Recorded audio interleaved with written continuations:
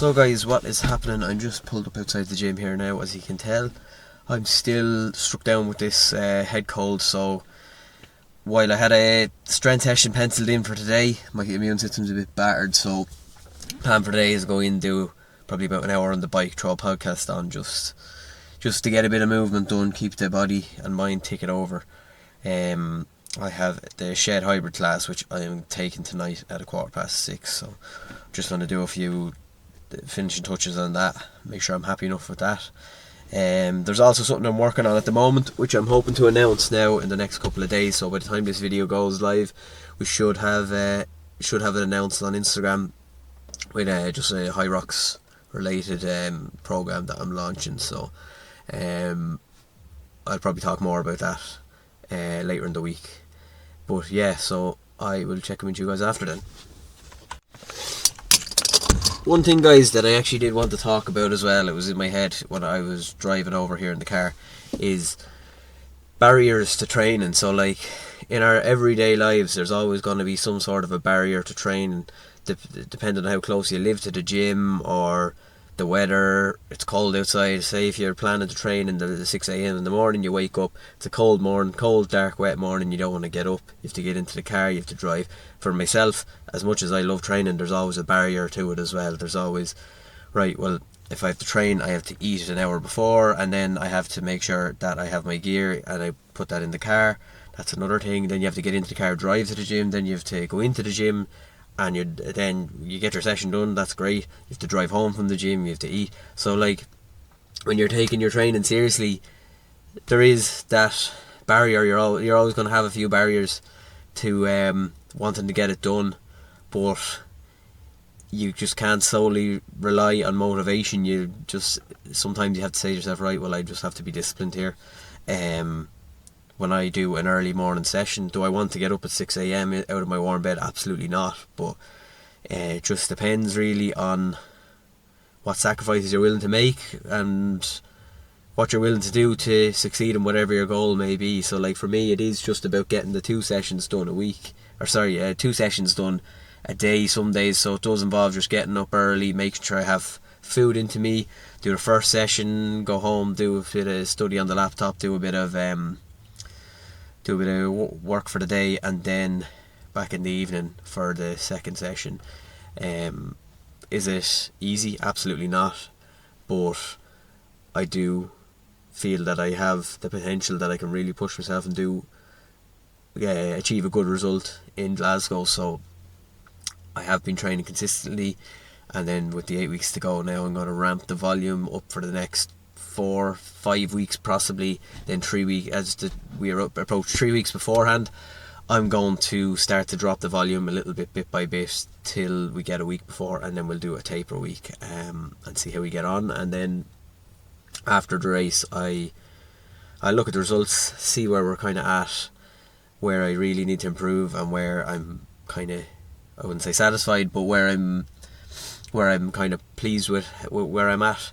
And then I plan to take a long off season till possibly, I might do a race around the end of October, but I think I'm waiting till Dublin next year. You know, once it's probably announced in November, which it probably will be in the next couple of months. But then I'll probably do a few races over December, January. I'm hoping to get Manchester next year as well. So like I enjoy the High Rocks races so much, but to improve, it's not going to help me doing a High Rocks race every 3 weeks. It's not going to help me. I'm going to have to taper, and I'm going to have to pull back on my volume. So it's just about kind of managing, strategically picking what races you want to do. So I'm trying to pick them as far apart as I can, so that I can make those improvements in strength and my running. And as I've spoken about before, High Rocks specific workouts are actually probably make up the smallest proportion of my overall training. So that's where we're kind of at the moment. How are we, guys? I have the camera up on the dashboard now, so as I'm driving, if it falls off I'd have to cut this video off. But so we are into Tuesday now. Just had a look at my check-in with my coach Dave. So what I do is, as part of my training, I am currently I look after my running and high rocks based stuff myself, and then I have Dave doing my strength sessions and food intake as well. So how that works basically is he's given me 3 strength sessions a week, and then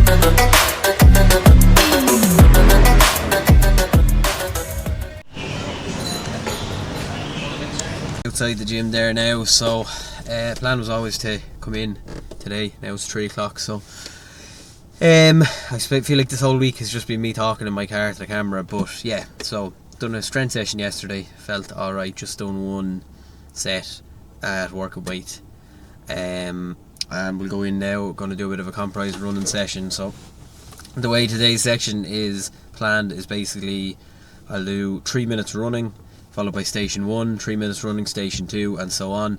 Get as far as the burpee broad jumps in station 4, go back for a second round, same again, get up to the burpee broad jumps, finish that out then with a 2-3 minute rest, then back in 3 minute run, station 5, and so on, station 6, 7, 8, second round of that as well, see how we get on. We'll go for time as opposed to distance. Reason for that is we're not keeping the volume relatively kind of, I can manage it myself based on how I'm feeling. So like, as you can tell in my voice, I'm still probably at the tail end of it now, but if I went out now and say done the equivalent of a full high rocks, the effect that's going to take on my immune system at this point is probably could be negative. So I suppose it's just about doing a bit playing it cautious, see how we get on. And yeah, so I'll try get a bit of that in the gym and film that for you guys.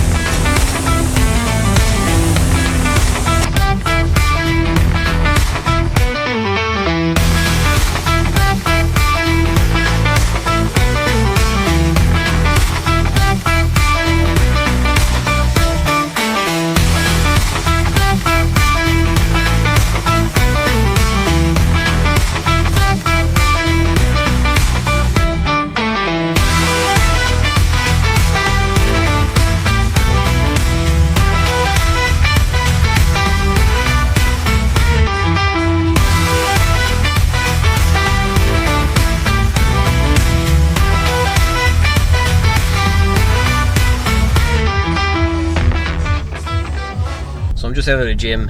I had a big session planned for today. All the stations are high rocks, 2 minutes of work on each station with 3 minutes of running in between. I got about halfway through it and I said, right, I'm actually genuinely cooked here. So I made the decision to finish the workout after the burpee broad jumps. I felt it from the start. I was running on the air runner and I was doing a 5:38 pace or thereabouts, and generally when I am on the air runner I'd be doing like a 4:10 pace and it wouldn't be overly uncomfortable for me. So look, it is what it is. Still a few more days before I'm back to full, so I suppose full training intensity, full health, whatever you want to call it. But yeah, look, I suppose I talk about this on my Instagram as well there during the week. When you're coming back from a period of illness or an operation or whatever the case may be, it's very important to manage your volume, the loads that you're putting on your body for those few days while you're recovering. It's going to have a big effect on how you train going forward. It's going to have a big effect on sustainability. If you jump straight back into it while your body is still, your immune system's still compromised, then it's going to set you back for maybe another few weeks. So like, give your body the I suppose the time it needs to recover before getting back. The end of this week's vlog anyway, I am going to try and get a good bit more training footage next week. This week was kind of a bit of a shit show with being sick and just not really getting a whole lot in the way of training done. So yeah, look, that's the end of this week's vlog, and thanks for watching.